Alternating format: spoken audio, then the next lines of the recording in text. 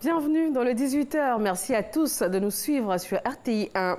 Le premier forum mondial sur l'investissement touristique en Afrique s'est ouvert ce jeudi à Abidjan. Il est question de mobiliser les investissements en vue d'améliorer le potentiel touristique du continent. Mahama Traoré. Une végétation abondante, abritant des espèces animales aussi variées que rares, sans compter les sites balnéaires et historiques du nord comme au sud du continent. Malgré ce potentiel avéré, l'Afrique peine à tirer profit du tourisme. Le tourisme occupe un taux de croissance moyen des arrivées de l'ordre de 7% sur la période de 2000 à 2018, atteignant 1,400 milliards de touristes internationaux en 2018. L'Afrique, quant à elle, ne compte que seulement 5% des arrivées internationales, soit autour de 63 millions de touristes.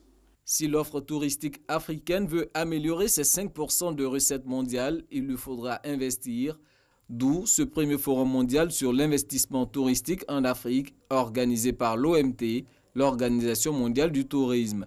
Le forum réunit les porteurs de projets et les bailleurs de fonds. Il vise aussi à échanger sur les défis qui touchent le tourisme africain. Le développement du secteur reste freiné par de nombreux goulots d'étranglement, notamment le faible niveau des investissements dans le secteur caractérisé par la faiblesse des infrastructures touristiques, la faible visibilité de nos destinations sur les marchés émetteurs de tourisme, l'insécurité grandissante qui anéantit les efforts de promotion consentis par nos États et les opérateurs du secteur, la desserte aérienne internationale et continentale insuffisante et excessivement chère, la faible qualité des produits et services touristiques très souvent liés à une absence de formation aux métiers dans le secteur. Cette année, le secteur touristique mondial prévoit un taux de croissance de 3 à 4%. Cette tendance devrait se maintenir dans les années à venir. L'Afrique a donc sa place à prendre, selon le vice-président de la République. En ce qui concerne l'emploi, environ 8 millions de nouveaux emplois pourraient être créés dans ce secteur au cours des 10 prochaines années sur le continent. Ce secteur d'activité détient incontestablement un immense potentiel pour ouvrir des perspectives de développement à long terme en Afrique, à condition d'assurer bien sûr et maintenir une bonne gouvernance, à condition également de créer l'environnement de sécurité et de paix nécessaire, car nous savons tous, la paix est un préalable à tout développement durable.